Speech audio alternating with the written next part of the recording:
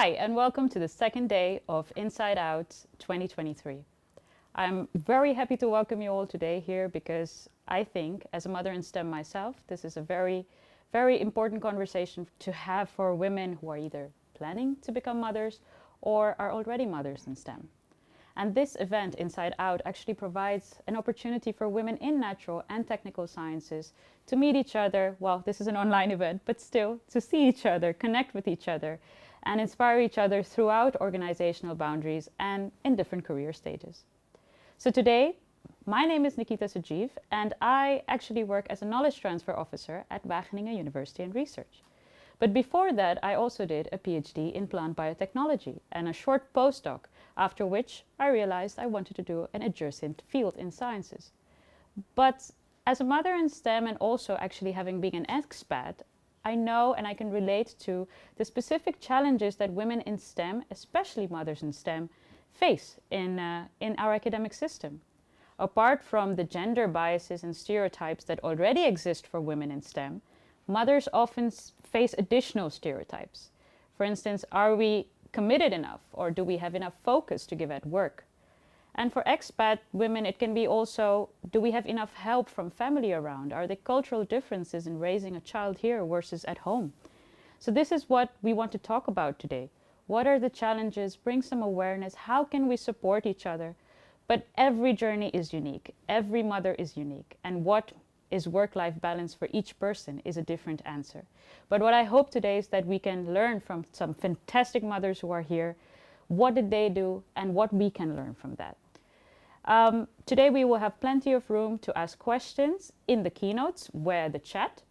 But after that we will have a panel discussion in which we can ask questions through chat, but also you will all be allowed to talk yourselves. So please take this opportunity to voice your questions. But before I introduce our fantastic speakers, I was also asked if I would like to share something from my own journey. And a very... Recording in progress. Oh, and I had to mention this as well, that we are going to record this event. So if you would not like your face to be seen or anything like that, then please close your cameras. But this event will be recorded.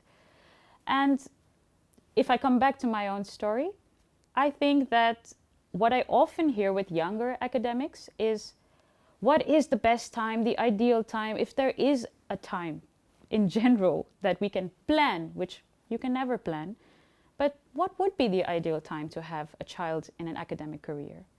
And for me, for someone who likes to plan and wants to control outcomes, this is really hard to do in decisions like this. But a key driver for me was, age. Because at the age of 16, I was told by a gynecologist that you have polycystic ovarian syndrome, which means that for me it would be more difficult to get pregnant than the average woman. And I was also specifically told that if you try to have kids after the age of 30, you would need medical intervention. Now, at the age of 16, when you don't know anything about how your life is going to turn out, this was a huge impact on me. And I didn't trust my body that much anymore. But it was then that I decided, okay, I have to think about this before 30 because I know I want to be a mother. Cut to many years later when I found the partner that I felt, oh, he's the person I want to start a family with. I said, let's try to have a child in 5 years, and then it won't work anyways. So we take another year and then we can get medical help, and then I'm still under 30. So this sounds okay, let's do that. But 5 years later, we are in the peak of Corona. I have not met my family in a long time. I am trying to publish a paper in the third year of my PhD. My husband is writing his thesis in his fourth year of his PhD. And we're all under lockdown without any social contact. And for me, I thought, this is not ideal timing, right? And I was so worried about, will I be efficient? Will I have a terrible pregnancy? Will I be able to do everything that I want to do? Will I be the best at everything? This perfectionism again came in. But what I didn't have to worry about was that I had a very supportive work environment. What I didn't have to worry about is, will I be a disappointment to my group? Will I be a disappointment to my supervisor? Because in my group, it was special. We had only women PI. Most of them were actually people who had families. And for me, they were examples of successful women in their career doing what they love, but having a very good work-life balance. So I never had to worry about, well, will this be shunned? Will I be a disappointment? Do I need to ask permission that I'm thinking about this? And I know that that's a great support, because I've talked to many women where this is not usual. What I experienced was not the norm. It was the exception. And when it did work out for us way earlier than I thought it would work out, I was the happiest to tell my colleagues and my supervisor that I was going to have a child. And another thing that helped me gain work-life balance during work, which came in time, it's not something that I mastered during my PhD immediately, was that, yeah, I was efficient, I planned very well, I was punctual, but I was also very tired. And I was also less social because I couldn't join everything that I needed to. And my child had been a colic baby for months and crying for months. So it was not the easiest time. But everything settled when she went to daycare. And what I appreciated at home was that I had an equal partner. And what I mean by equal is not a 50-50%.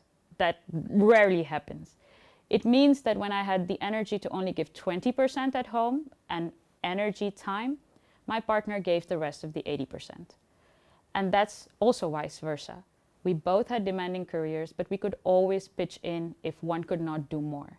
And for me, that was very, very valuable to have and feel supported, because I never felt guilty leaving my child for a conference or to travel, because she had equal preference for both parents. And I knew that I was just going to miss them while they're having a party. So for me, that was a good support to have a second mother, so to say, at home, for me to have that balance. And what I learned from this whole experience was every mother is unique, every child is unique. Do what works best for the both of you, and not just your child or not just for you, but what works for both of you. I learned that good is good enough, but also sometimes great. And that I don't always have to achieve for perfection, because it's unachievable and it's not sustainable all the time. And I also learned support is invaluable, and that support doesn't need to come only from your partner. It can come from your work, it can come from your friends, it can come from anywhere, but that support is valuable to have. So I hope that when we go deeper with our two keynote speakers about these topics today, that all of you can maybe gain something out of it, or even actually contribute to the discussion that we will have in the panel later. But for now, I am extremely excited, because I have actually an in-person keynote speaker today, and I'm so happy that she made actually the effort to come all the way over here. So I would like to welcome Monique Musch. She is the Senior Director, R&D Strategy and Operations, please come, at Thermo Fisher Scientific, and she has worked at several big multinational, international companies. You have 3 sons with your partner, who are now adults. But you've gone through the whole trajectory of being a woman in a very male-dominated environment. And, well, you're a success story in all senses. But, of course, you're here to share your own journey. And I'm going to hand over the stage to you. And I will see you back in 15 minutes. Thank you so much for being here. Thank you, Nikita. Yes. So, hi. I'm very pleased to be here, and also feel honored that I'm able today to share my experiences with you. Because I strongly believe that we need to build on each other and help each other as women in STEM. And especially if you want to balance a career and a family. And before I share my own experiences, I would like to shortly introduce myself. And based on this slide. So as Nikita said, I've worked at various multinationals during my career. I'm a chemical engineer by training. To be more precise, I'm a bioprocess engineer. Hence you see the fermenter on the left. I've also worked in multiple countries. Also with my family. We lived for 5 years as expats in Switzerland, hence the Swiss flag. And you also see in this picture various items that were key in the multinationals where I worked for. So for example, a chemical plant or a robot. When I was working for Vitens, heading the water lab, industrial inkjet printer, and more recently an electron microscope. And for me, teamwork is essential, so that's also very important and central. In the middle you see my family. So my husband Luc and our 3 adult sons. And they are in the middle of this picture because they're really central in my life.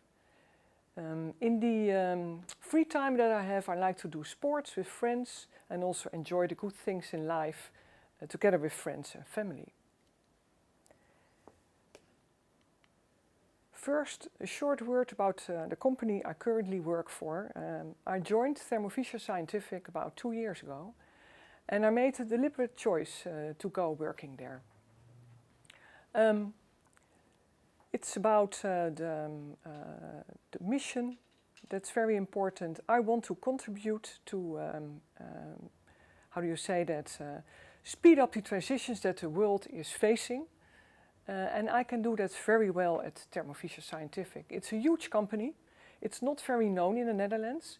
It has locations all over the world with more than 125 employees, more than 7,000 scientists all over the world, a revenue of about $45 billion, and also investment in R&D of $1.5 billion. And we use that amount of R&D invest to come up with innovations for our clients or customers to make the world healthier, cleaner and safer. And also the level of innovation in combination with the people, the clever people that are working there, that motivates me to work at Thermo Fisher. And this is my daily environment. I'm not going there every day. This is in fact manufacturing, but you see the electron microscopes. They are huge, complicated, complex, high-tech instruments that are different from the light microscopes that you might have seen during high school. And I can assume that many of you are also familiar and working with electron microscopes during your career. So, when I was thinking about this talk and how to share my experiences, I was thinking, hey, what were themes that helped me in my life to be successful and be happy in my life and career? And I came up with 3 themes, and now I want to take you on a journey to share my experiences via these themes. So first of all, and that's really my motto, just do it, when you think about combination of being a mother and balancing it with a career. And what really helped me is thinking in solution whenever possible. So thinking what's possible, both in your family life and in your career, and try to think in solutions. Also be then flexible and experiment. For example, when I became a mother, it took me about 1 year to find a new balance in my new life. And that was not there immediately. And I tried different things, both in my career and in my family life. And sometimes also then had to change approach. For sure, and Nikita was also talking about that already, you will not always go the easy road if you do this. So you have to be prepared that you deal with setbacks. For example, we had the opportunity as a family to move as expats to Switzerland. Both my husband and I, we had a job. And before we moved, we were not able to find a solution for childcare in Switzerland, where we moved then. And our children at the time were 3, 5 and 7 years old. We were moving to Switzerland. We had to start working there and we didn't have a solution. Those were one of the most desperate moments in my life, I can tell you. But in the end, we found a solution and it proved to be the best working solution for the entire time that we needed childcare. So, yeah, that was really, in the end, a great experience. Also mentioned already by Nikita, I strongly believe in partnership. If you have a partner, form a strong alliance, and that's also how Luc and I did it. So we did it both, balancing, in principle 50-50, but that could differ of course during the time. We really did it together. That also means that as a woman you need to accept the consequences. For example, I really liked Luc being a true father, but I felt in the beginning jealous when the children were reaching out to him and not to me sometimes. And also, and I still sometimes change that, you need to accept that he folds the towels in a different way than you do. So, and sometimes I still change it when I put it in the closet. Another last one with this theme is good enough. I'm a perfectionist and I really had to learn it and sometimes are still struggling. Recently, a young woman who just became a mother said to me, Monique, we always say in Dutch, you have to keep all the balls in the air. No, we should keep all balls low and that's already good enough. So good is great. And then also it helps to zoom out regularly and see if you need to reset some of the priorities in your life.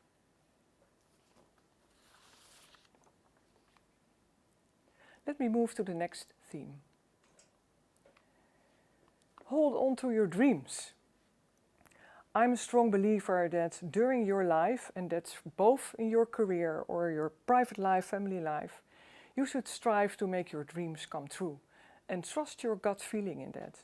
So for example, I really had the dream to live and work abroad with my family. The opportunity came. I have to say that I also shaped this opportunity, so I had to create it also myself, and then we stepped into it and we moved with the entire family and accepting all the consequences, the positive ones and the negative ones. And it was a great experience for our family. Especially in your career, I found it important that you express yourself, especially towards your boss. Be clear about what you want, for example, in your next step in your career, and also what you don't want. And be transparent about it. What otherwise might happen, and I experience that sometimes, is that people will start filling in for you what they think would be the best next step. And that doesn't need to be the step that you would like to take. And sometimes you really have to do an extra effort for that. So for example, before moving to Switzerland, I really had to go to the person that was the decision maker on who was going to work there. And I had to explain and emphasize, yes, I really would like to do this job. Yes, it means I will move with my family to Switzerland. Yes, we realized that we are going to do that. And only then it happened. Otherwise, I think people would have thought that I was not serious about it. If you want to realize dreams, it also means that you need to be open to change. And be prepared also for the cycle of change you might be going through or your family might be going through when you are dealing with change. And I have to say, during my career, the most influential moments were when I was going through a transition. So for example, changing jobs, changing companies, changing discipline, because I work not only in research and development, but also in human resources, gender affairs and communication, and also regulatory affairs. But also changing countries. Those were the most influential moments and I learned the most, and also the most enriching for our family. But it means that you need to embrace those moments of transition and also be there for your family when they go through their cycle of change.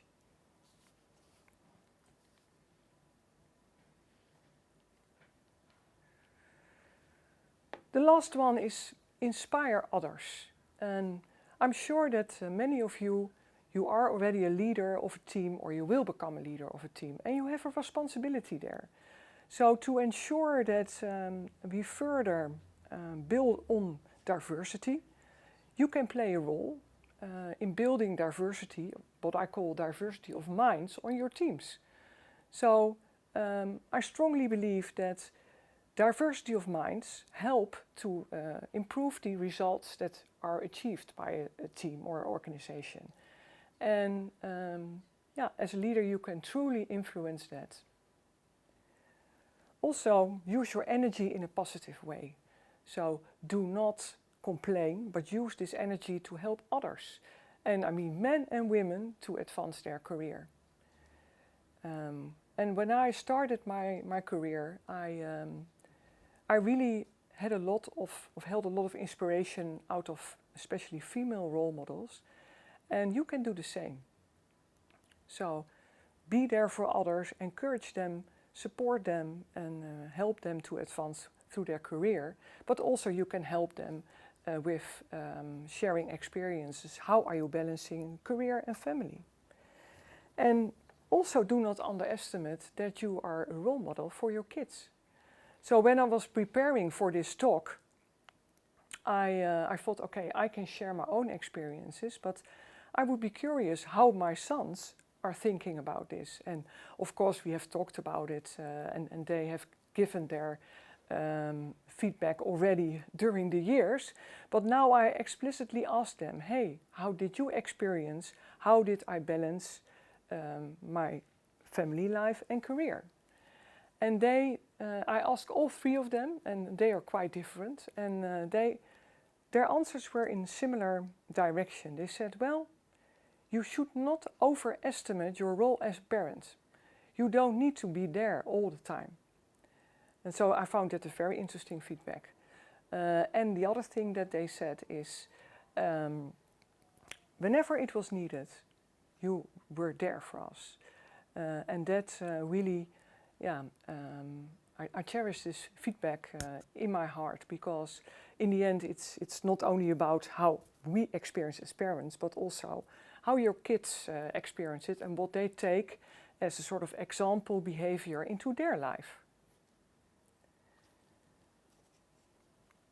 So with this I would like to conclude my talk, and I'm of course happy to take questions from the audience.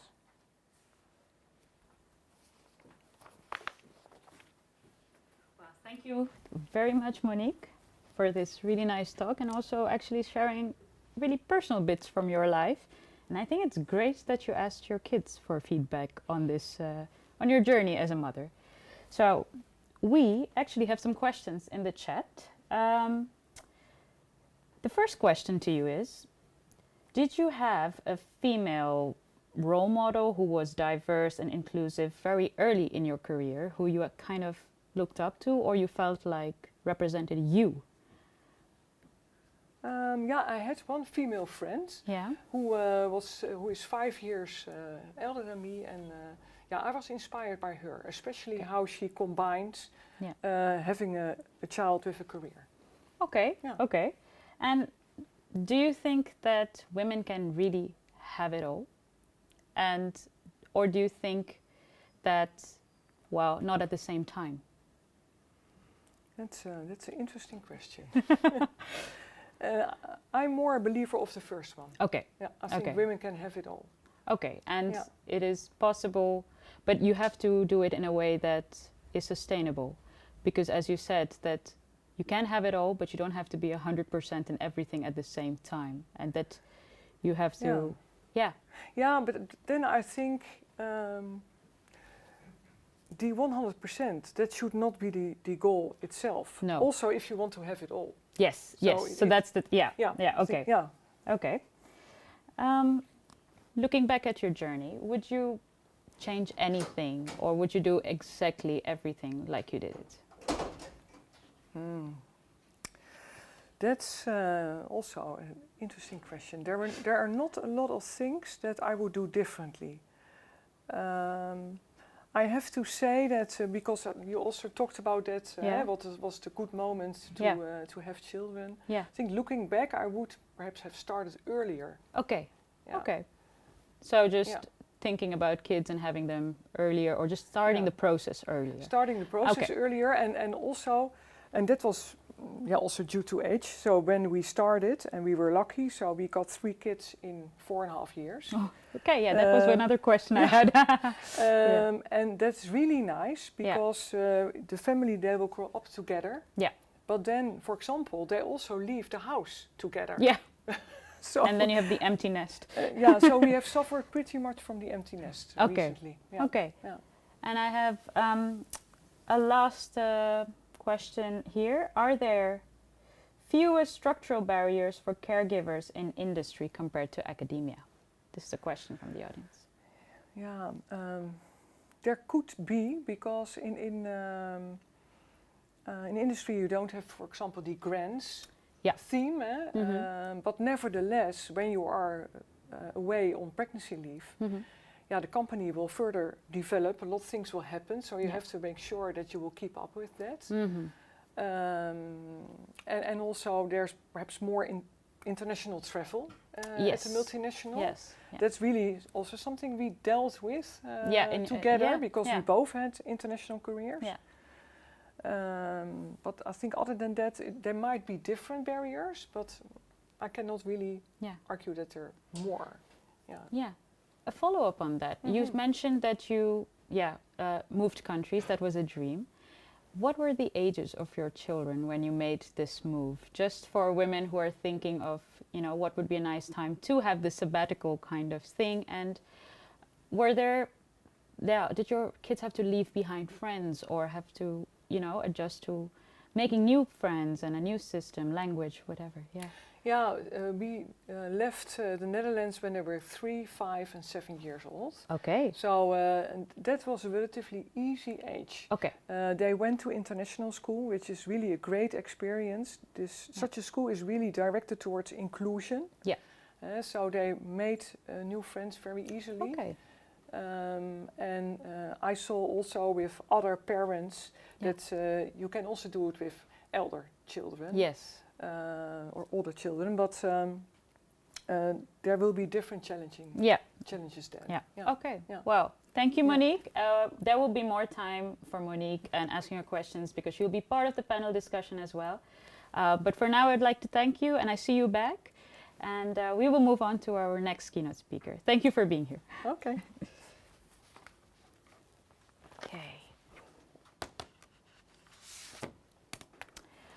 Okay, so we're now going to move on to our next keynote speaker of today, and her name is Isabel Torres. And I'm really, really happy to introduce her because, wow, I'm going to read it out and you will know why I'm amazed. So, Isabel is a co-founder and CEO of Mothers in Science. Hi, Isabel, I see you on the small screen now. This is the global nonprofit organization that is advocating for women in STEM and creating evidence-based solutions to promote workplace equity and inclusion. So, as an academic, a businesswoman, and a solo mom of 4, she is passionate about promoting women in STEM and raising awareness about the issues they face. So this is going to be a bit of a different talk from our first keynote speaker. This is going to be about representing a lot of women and what they experience in the STEM fields. So thank you, Isabel, for joining us today. Can you hear me well? Yes, can you hear me? Yeah, great. How are you doing today, Isabel? I'm great. Thank you so much for the introduction and for the invitation. I'm so happy to be here and so pleased that you're having this session dedicated to motherhood, which is so important. Great.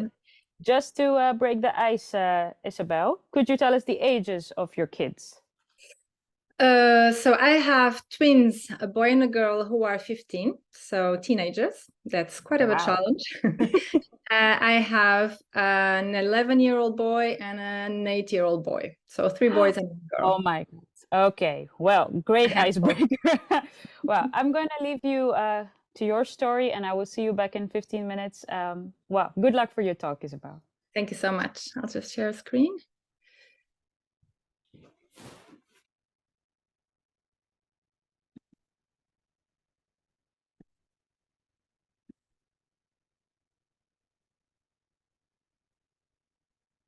Is that okay? Looks fine. Yeah. So my talk is going to be more data focused. So I'm really pleased to hear Monique's and Nikita's introductions, and they're sharing their own stories because these are not exceptions. And the data I'm going to show you that we collected in our organization, they're going to show you that actually pretty much all mothers will, go through these challenges in their STEM careers. So despite decades of efforts to increase women's participation in the STEM sector, women still only represent about 30% of the global STEM force. So things really seem to be stuck. So when we look at women's careers, it becomes pretty clear that the problem is actually retention. So, more women than ever before are, studying STEM subjects and entering STEM careers. But when you look at leadership positions, no matter which sector you look at, the numbers haven't really changed. So even in fields where there's as many women as men doing PhDs, for example, the life sciences or social sciences, when you look at leadership positions, you will still see, maybe 20% max, some fields even less. So the gender gap in STEM is mostly a problem of women's retention. So why are women leaving the STEM workforce? So normally we will answer this by saying, by lack of competence, women are just not as good. This is the meritocracy myth. And unfortunately, many people still believe in this, even though there's so much evidence of gender bias. But the other reason people will point, is by choice. Most women will eventually become mothers, and at some point they will choose to prioritize family over career, so they will not go for those leadership positions. So this is the motherhood myth. But however, women are facing many, many hurdles in their career. So first of all, gender stereotypes that we're all very familiar with. You give girls, you'll give them a doll. To boys, you'll give a chemistry sets or dinosaurs. So this all starts creating inequalities very early on. Then, of course, gender bias and discrimination. And the further women move along their careers, the more they will experience this bias. Sexual harassment is widespread in STEM, unfortunately, and this will also push many women out of this predominantly male-dominated field. And finally, they will hit the maternal wall, which are all these motherhood related challenges.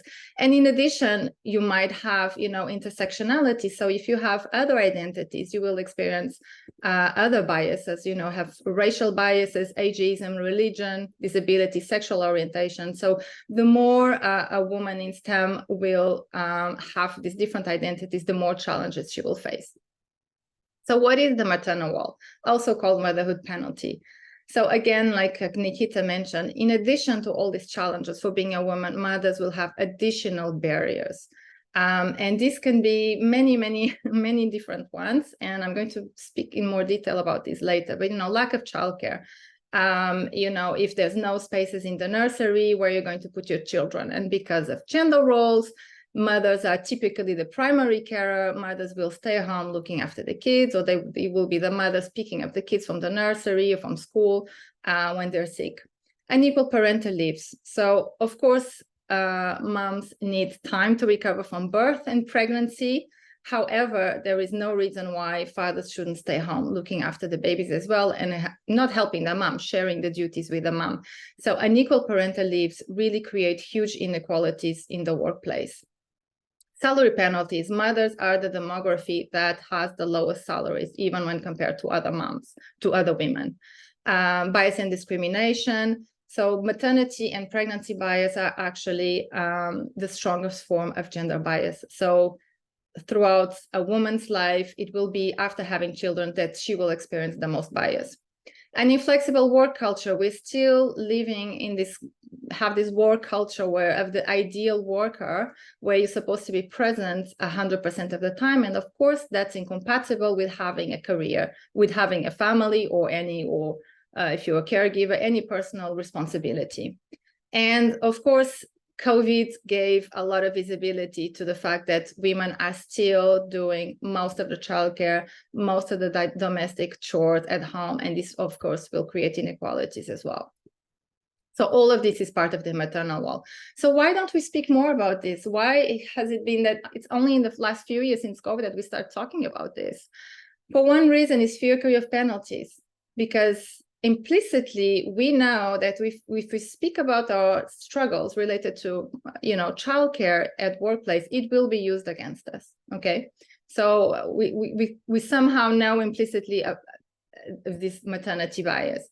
And of course, if we don't talk about it, if we don't talk about personal life at work, this will lead to isolation and a lack of role models. And you can't be what you can't see.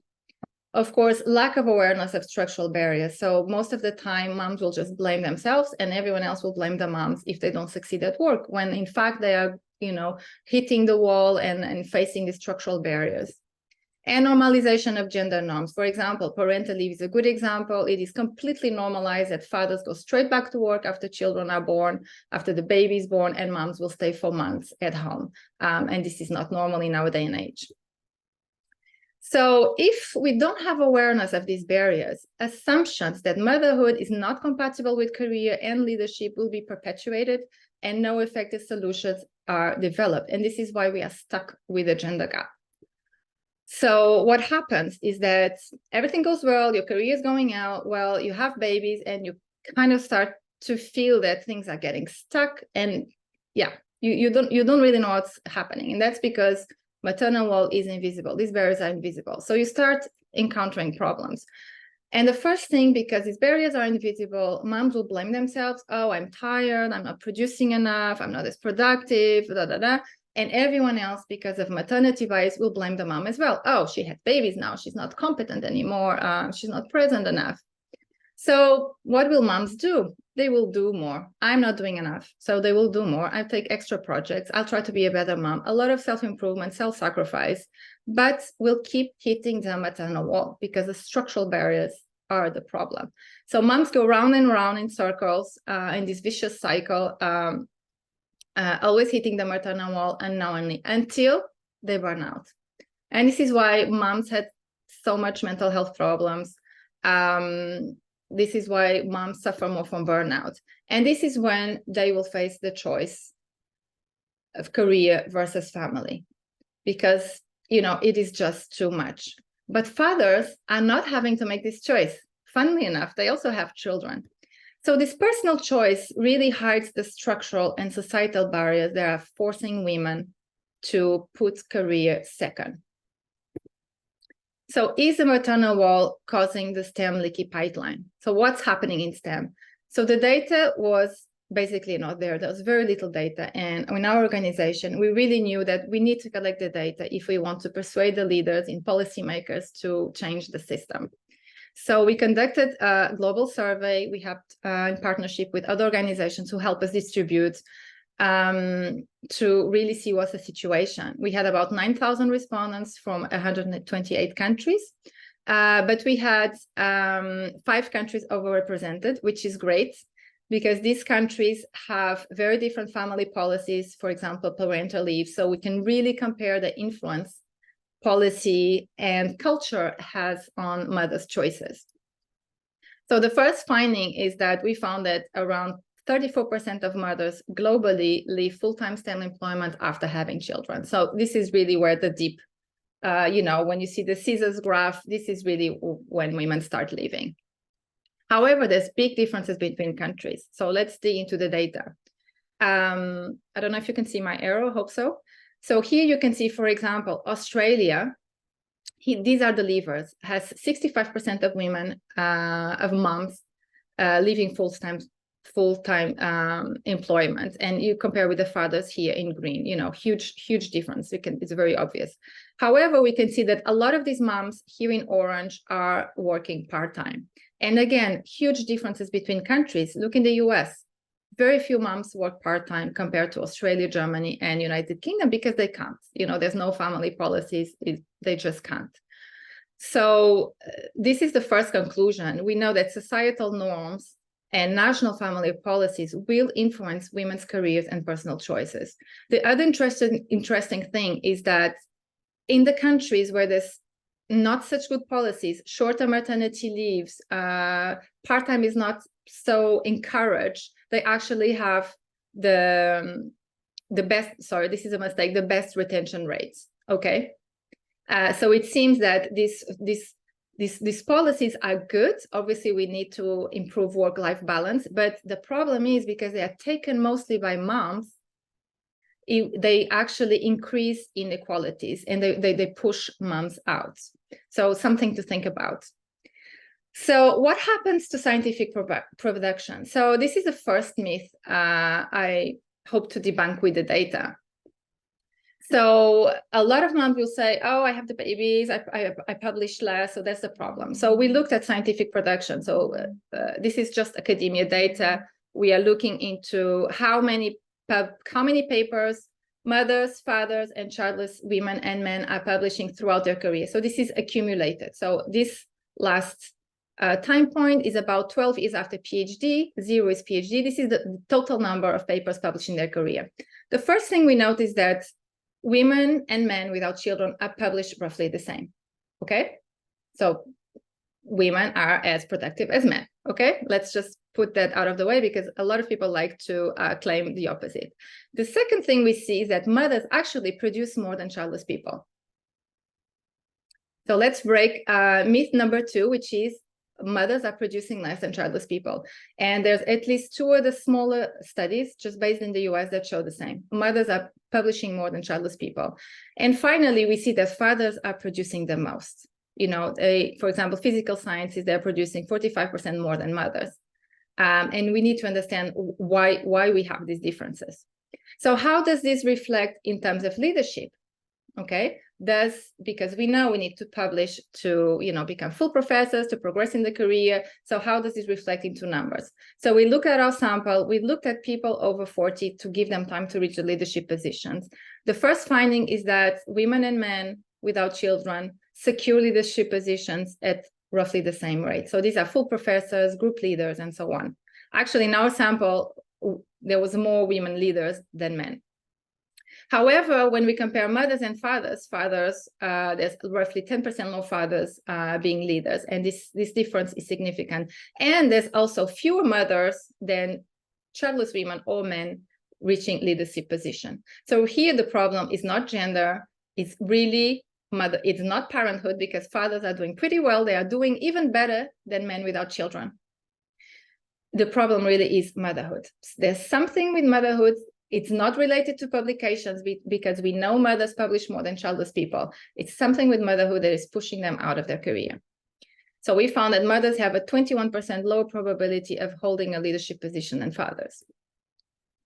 So let's look at parenthood itself. So in the previous data, I was showing the total number of papers published throughout the career. Now we want to compare before and after birth. So what we did is that we took, you know, a mom has a baby during the PhD, a mom has a baby during postdoc, and we kind of align them. We wrote an algorithm to align them together. So this is moment of birth, and we can compare before and after birth. So what we see, I don't show the data here, but we did a model to calculate productivity rate before and after birth. And actually what we find is that after parenthood, after having their first baby, both mothers and fathers drop in, you know, publication rates. They are less productive. And it's only in our data, it's only in physical sciences that mothers have a higher drop, let's say, a bigger drop in publication rate. So there's not bigger differences. So fathers publish more, but it's not just the event of parenthood. You know, it's not just having the babies that is causing those differences. There must be something more. So again, just to conclude this batch of data, fathers publish more than mothers, but mothers publish more than their childless peers. After parenthood, scientific production declines for both mothers and fathers, a little bit more for mothers. So now we want to understand why. So why are fathers publishing more than mothers? So we looked at our first hypothesis was the work-family hypothesis, conflict hypothesis. So we know moms are doing more at home, more childcare. Is this what's influencing scientific production? So first we asked our moms and our dads, how many hours are we spending on childcare? Also, we asked about mental load. I'm not showing this here per week. And of course, you know, we have over 40% of mothers say they're spending over 30 hours on childcare. So looking after the babies, the kids, and compare this twice as much as fathers. So like many other studies, we know that mothers are doing more childcare. So then we ask, how many hours are you spending working after time? So how many hours are you working on weekends and evenings? And the assumption is because you're doing more childcare, more domestic chores, mothers will have less time to work after hours, right? Well, this is not what we found. We were very surprised to find that actually mothers are working as much on evenings, on weekends, on holidays, to keep up with the work. So here, for example, you can see we have fathers, mothers, women and men without children. They all, the same number, are spending over 17 hours per week working, out of normal hours. The only slight difference we find is 8 to 16 hours. There's slightly more fathers working 8 to 16 hours, but this is not significant, okay? So really, even though moms are having all this extra load of work with the kids, they're still working as much. Another myth we have to break, at least in our data. So then we did an ANOVA regression to try to correlate the hours spent on childcare and scientific production to see if they have an effect. And we found there's a slight trend. So here we can see here number of publications, and this is hours spent on childcare. So moms spending less time on childcare have produced slightly more compared to moms who spend less time on childcare, but this is not significant, okay? So we cannot conclude much. So mothers spend more time on childcare, they work as much after standard hours, and this extra time on childcare does not seem to correlate with scientific production. So why are mothers publishing less than fathers? Let's look at part-time. We know there's huge amount of mothers working part-time, at least in certain countries. So that could explain, and we do find a correlation. So here are moms working full-time, moms working part-time, and moms working full-time do publish more, and these results are significant, okay? So women disproportionately take more part-time after parenthood when compared to men, and this correlates with scientific production. However, look at the US. There's very few moms working part-time in the US, and there's still a lot leaving. So there must be something more. So we looked at maternity bias, and really there was almost no data on maternity bias in STEM before our study. So we had to measure to what extent moms in STEM are being affected by this bias. So first we asked all our respondents, moms and fathers, do you feel that your colleagues and your supervisors perceive you as being less competent since you had children? And over a third of our moms said yes, and most of fathers, nearly 90%, said no. We also asked, have you been offered fewer professional opportunities, so invitations to go to conferences, invitations to be part of committees, to be part of projects? Have you been offered fewer of these opportunities? And over 30%, again, over a third of moms said yes, and most fathers said no, or I've received the same amount of opportunities. So how does this correlate with scientific production? And we were very, very surprised to see that maternity bias really correlates very significantly with scientific production. So for example, and this is the same for competence, I'm only showing this graph, but it's the same, it's very similar results. So moms who are offered more opportunities, they publish more. Moms who say, I've been offered few opportunities, they publish less. Okay, so this is really strong indication that maternity bias will impact scientific production, because of course, if you're offered few opportunities, you're pushed out of projects, it will reflect on publication rates. Okay, so very high rates of maternity bias in STEM, new finding, and this maternity bias affects scientific production. And I'm almost done. I know my time is almost over. So let's have a look at maternity bias, because this is important. Again, maternity bias is the strongest form of gender bias, and it occurs when colleagues or your boss view mothers or pregnant women, and even women that are not pregnant yet, they're just engaged or married, they will also experience maternity bias. So they will be viewed as being less competent and less committed to their jobs just because they have babies, and this doesn't happen for fathers at all. So some examples, and I'm going to show you just a few examples. Maybe you can screenshot because I have to go fast. I'm reaching my time. A few examples from real life, so real testimonials from moms who answered our survey. So fewer offer opportunities. This could be, for example, I wasn't invited to participate in grants because people just assumed I wouldn't have time, like this mom, or I was not invited to go to the field I was not invited to projects, again, because people thought I wouldn't be able to cope. So people decide for you. Then we have professional exclusion. Again, it could be, you know, this mom, for example, said, and this is from all over the world, and these testimonials, a collaborator canceled the project and refused to work with her because he found out she was pregnant. And, you know, he thought she should focus on motherhood. Another example, and this is what actually happened to me the most, is, you know, people just start looking at you differently, as if you're incompetent or invisible. And what happens to moms is that they just get sidelined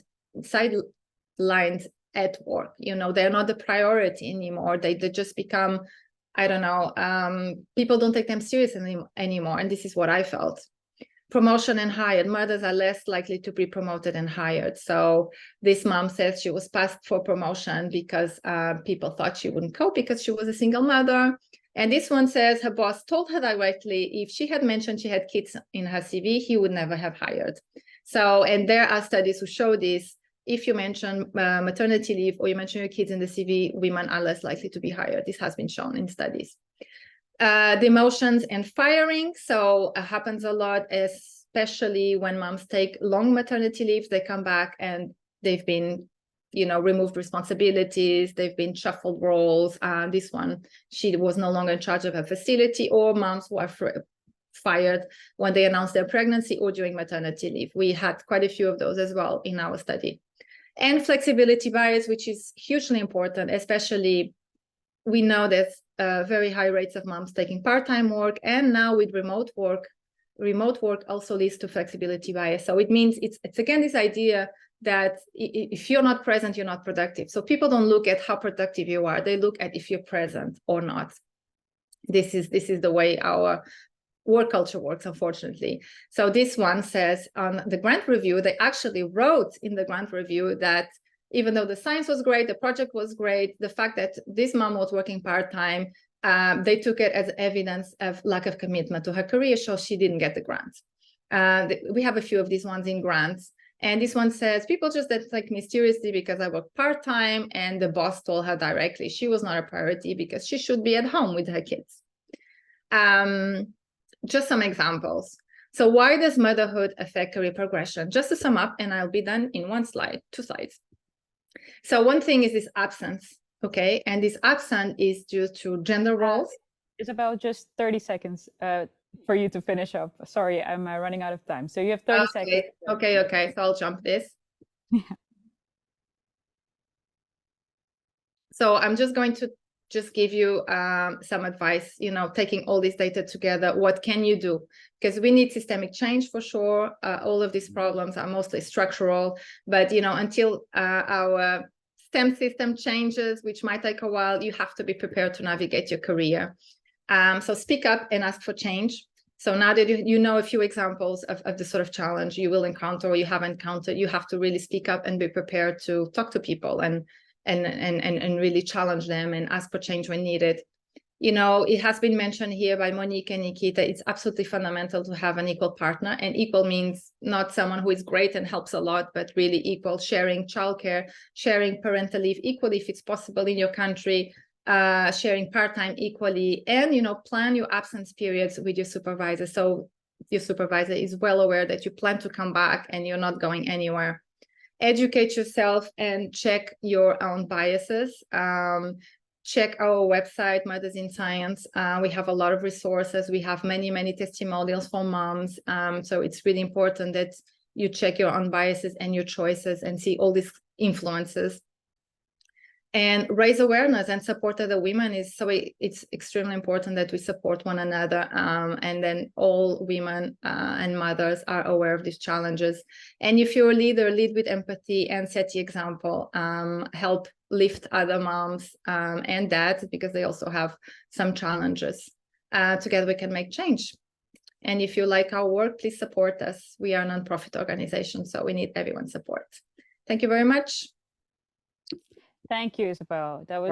Sorry, I'm sorry I had to hurry you through the slides, but I'm sure the people can reach you through your website and through your organization to look at the other data. But honestly, there was a lot of data in there that was quite shocking for me as well. So I think it's really good work that you're doing to get this out there. There are many questions, but you will be back in the panel discussion, so we can also bring those in. But there is one that I thought to ask. So there is a question from a participant who started a support group because she's also working in a field where she is the only mom in her department. She experiences many barriers and has a hard time fighting them. But by talking to other people, she realized, well, there are a lot of other women in other fields facing the same thing. And she started the support group, but her question is, what is the easiest thing we can do individually to make a larger change? If you could just shortly give a piece of advice on that.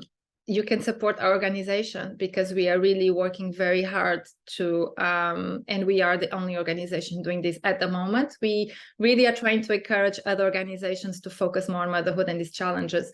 But we, individual change is necessary. We need to support the moms, of course. And this is why we raise awareness. You need to be aware of these challenges so you can protect yourself.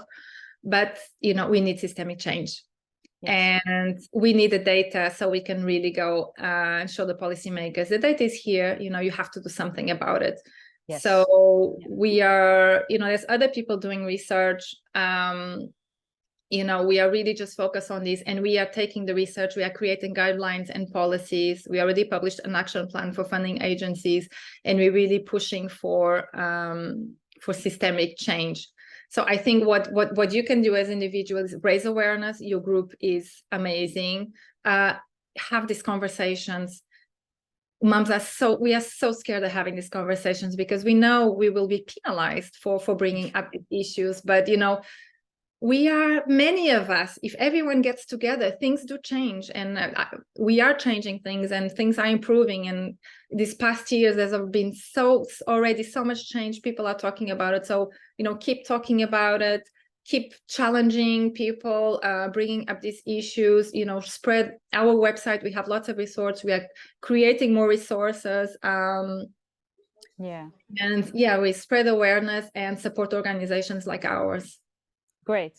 That's a great message, actually. Yes. So please, guys, check out her organization because, we need them. You can clearly see from the data. And Isabel, thank you so much for your talk. I will see you again after the break for a panel discussion where we will be also joined by our third panelist for today, Irini Pekiu. I would like to make an announcement that we will have now a 5 minutes, maybe 4 minutes break even. However, this link was for 100 people, and we have a lot more participants. So there'll be another link for which you need to, I think it's in the chat. So you have this link there. Please click that link to then access the panel discussion that we will have in a short while. I'm looking forward to see you guys. Take a breather, go to the toilet, do whatever, take a Zen moment, and I'll see you back with all your questions with 3 amazing panelists. Thank you.